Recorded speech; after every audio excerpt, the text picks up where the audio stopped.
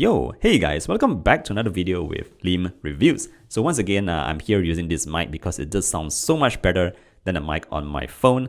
Sorry, on my camera, but yeah, it is what it is. Alright, so in today's video, we'll be checking out the Galaxy Note 20 that I just received yesterday. So it is a brand new device, but I noticed a lot of people on YouTube are doing the Galaxy Note 20 Ultra, but I decided that this little guy right here, the Galaxy Note 20 non-Ultra, deserves some love as well. So in this video, we'll be taking a quick look of first impressions on the Galaxy Note 20. I won't dwell too much on the details, but I'll just bring you up to speed with what you're going to expect from this device right here. So without further ado, let's just start off with the unboxing first. Alright, so as you can see, we got the Galaxy Note 20 box right here, and when you pop the lid, the first thing you're greeted with is the device itself. So I was pretty excited when I unboxed it for the first time because I was really looking forward to checking out that new copper color on the Note 20. And yeah, it does look pretty good. Like, it looks bronze and all that, but it definitely looks very premium looking. Alright, so after removing the device from the box, you also get a pair of AKG earphones that are Type-C connected to the device itself. The thing about these AKG earphones is they don't sound too great. They're just very standard kind of earphones. So don't be fooled by the AKG branding and all that. It's just a very standard pair of earphones. Apart from that, you do get the Type-C to Type-C USB cable to charge your device. And yeah, a 25-watt charger in the box. So that's pretty much what you get in the box. Very simple and basic stuff. But what we want to focus on right now is the Note 20 itself. Alright, so this is the device itself. Once again, it does look pretty good. Looks is definitely subjective, but for me, I'm pretty happy with the design of the Note 20. I want to touch a little bit on the build quality. So as we know, the back panel of this is plastic. I would say it's actually pretty plastic to me. Like, it feels very plasticky. It is this matte material, which is a bit nice to touch, but it is very plasticky. For example, when I just press on the back of this panel, you'll notice that there is a lot of flex going on. I can literally press through the back panel right here, and it feels like a very thin layer of plastic or whatever you want to call it. So it doesn't inspire any kind of like premium build quality considering the price you're paying for this device. So onto the price, this is 4,400 ringgit here in Malaysia for the 5G version, and that is not cheap by any means. And the fact that it is so expensive and yet you get this plastic bag just doesn't make sense to me. Alright, so not going to complain too much about that. Overall, the device does feel pretty good in hand. It's just the plastic bag that just doesn't inspire any levels of like premium build quality. Alright, so onto the back of the device again, the matte materials here is actually a little bit rougher than what I have seen on the Vivo X50. The X50 comes with a very nice smooth matte back. It is made of glass, by the way, so it's very solid. Apart from that, I do have my beloved Poco F2 Pro here as well, which also comes with a matte back that feels really good. This is properly solid compared to the plastic on the Samsung Note 20.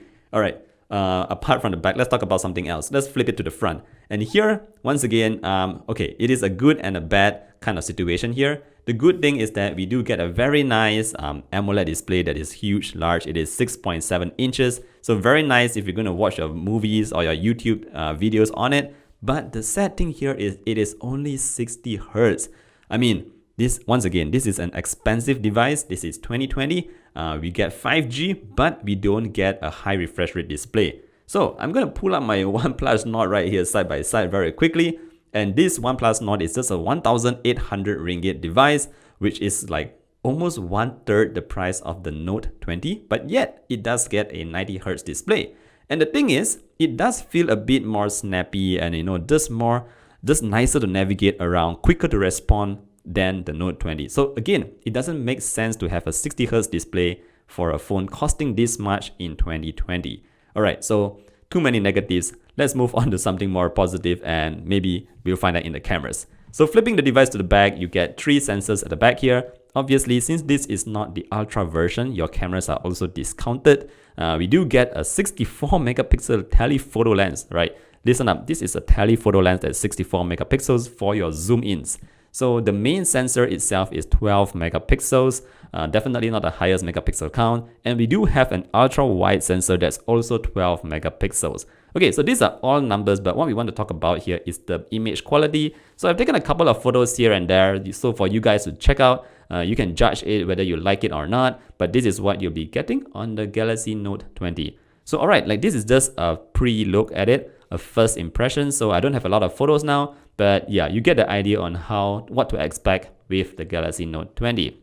Let's talk a bit about the processing power. So what we have here is the Exynos 990, and I don't know if that's a good thing or a bad thing, but once again, I'm going to pull out my Poco F2 Pro right here and show you guys the benchmark results. So I ran both devices through the Geekbench 5, and well, what do you know? Well, basically the Geekbench scores, the single scores are very similar for both devices. One is 922 compared to 911. Yeah, when you go to the multi-core score, you notice that the Poco F2 Pro actually blows the Note 20 out of the water. I mean, once again, it's just losing everything. The Note 20 is just losing, guys.